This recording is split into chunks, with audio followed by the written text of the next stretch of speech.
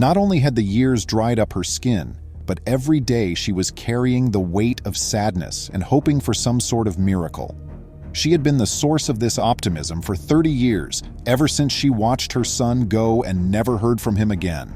Because he had gone to a region where there was an outbreak and everyone swore he had perished from it, the entire community believed he had gone insane. Nevertheless, the modest Edelmira would constantly hold the picture of her son in her hands, raise her eyes to the heavens, and declare, "The Lord will give him back to me." Welcome to USA Stories channel. Do not forget to subscribe and activate the bell button to receive all new updates. Now let's go to the story.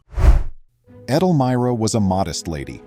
She was tricked into falling in love with a wicked man, but after learning she was expecting a child, she vanished from sight. After losing her parents and 2 brothers in a fire, the impoverished woman wept throughout her early days because she felt alone in the world. It was only via sheer miracle that she had escaped that catastrophe, and ever since, she had never ceased to believe that religion could always provide us the grace we needed, no matter how hard life became. She used to say, "I believe in miracles." She was unsure of how she managed to live that day in the middle of the fire. There was nowhere to run to. "I have no idea how I have survived. All I can recall is collapsing, and when I woke up I had no idea how I got to the courtyard. Though I was unable to support my family, I yearned to return. I became aware that I was the only person on the planet when the firemen showed up." The unfortunate woman described her sorrow in this way. Living with a neighbor, she was an orphan. Following her illness, the neighbor got her enrolled to a young girls' boarding school where she pursued her teaching studies.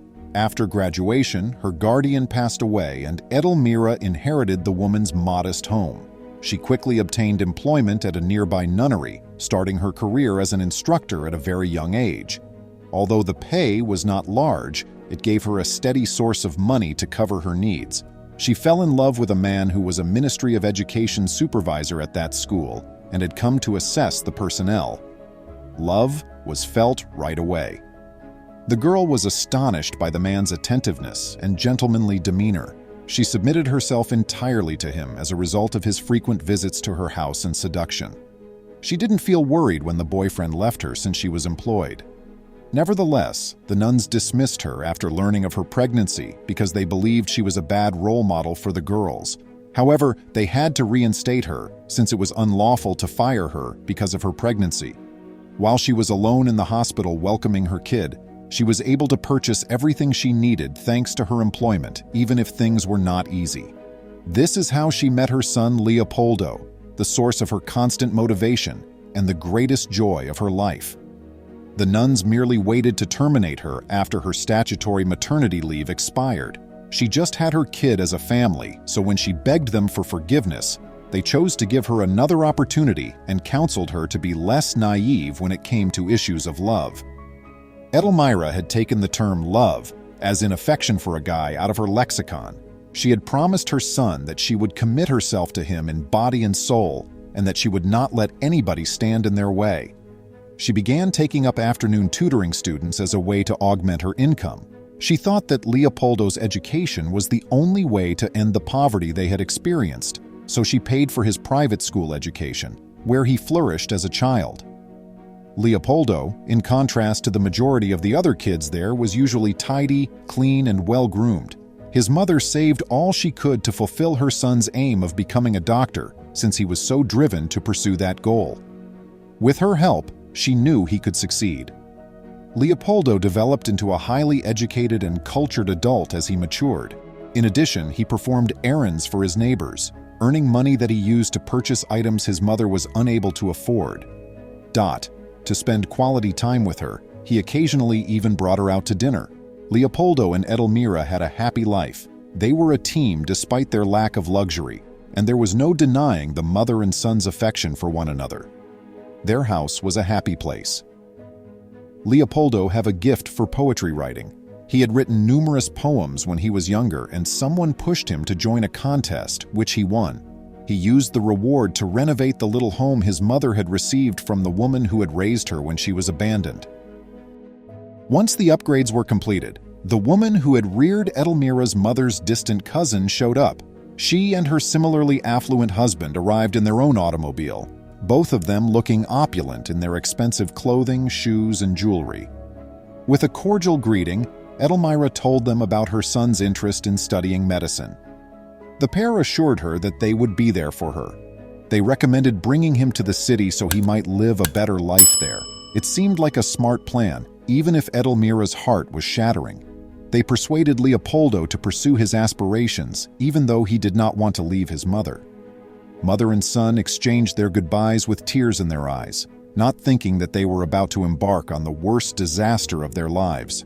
Having never left home before, the boy delighted at the passing beauty as they went. But his dreams were dashed the moment he arrived at the couple's home. 6 more children were there, essentially in prison after being misled and kept only to be sold to childless families. Leopoldo was aware that he was helpless. The other kids, who had accepted their fate, were terrified. However, Leopoldo would not accept that destiny, and he made up an act of obedience while surreptitiously organizing his escape. Sadly, an outbreak ravaged the city during those days, resulting in the deaths of 2 of the youngsters. Leopoldo was afraid he might get sick out there. After the pandemic had stopped for 3 months, a foreign couple came and purchased Leopoldo. The couple, unable to comprehend his cries that he wasn't an orphan, used fictitious paperwork to remove him from the nation. Meanwhile, Edelmira was hopeless at home.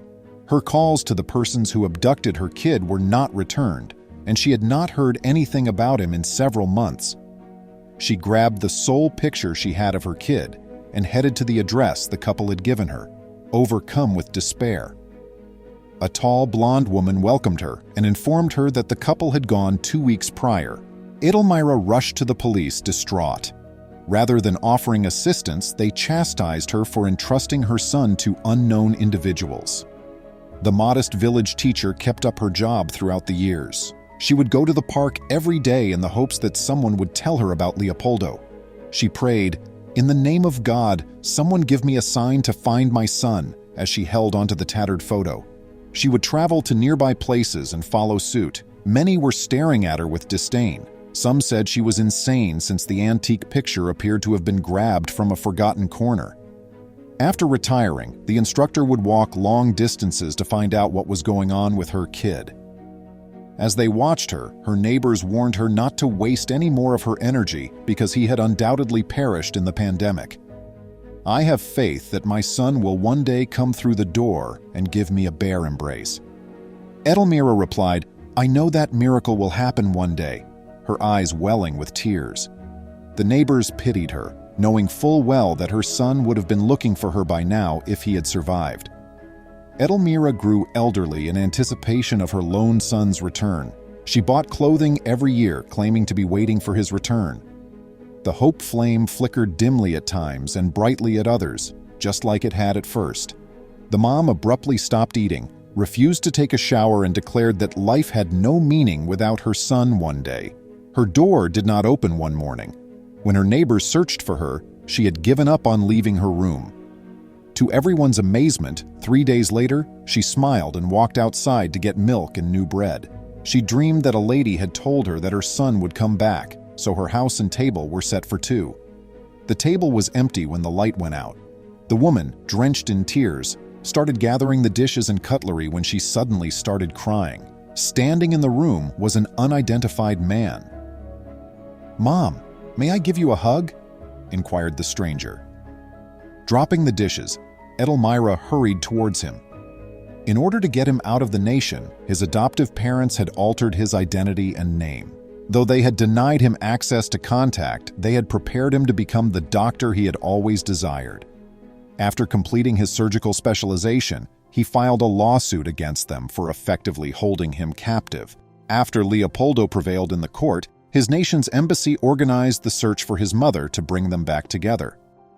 He thanked his adoptive parents during a medical hour and prevented them from being taken to jail. Instead, he begged them to go see his mother with him. The pair expressed regret and begged for her unconditional forgiveness. For the reunion, the 3 of them traveled together. After 30 long years, Edelmira bowed down and praised God that her miracle had finally come true. The neighbors inquired how this was possible since they could not believe what they were seeing. "With faith, everything is achieved," Edelmira retorted. Her son brought her to reside in a cozy home. He married the neighbor's daughter after falling in love with her. Finally, Edelmira's heart was at ease, and she was pleased with her son for becoming a brilliant doctor. Now, friends, share your thoughts on this tale with us so that we can all read it. Please remember to subscribe to our channel, give us a thumbs up, and turn on the notification bell so you won't miss any of our videos. If you enjoyed the tale, the next video that plays on your screen will probably move you too.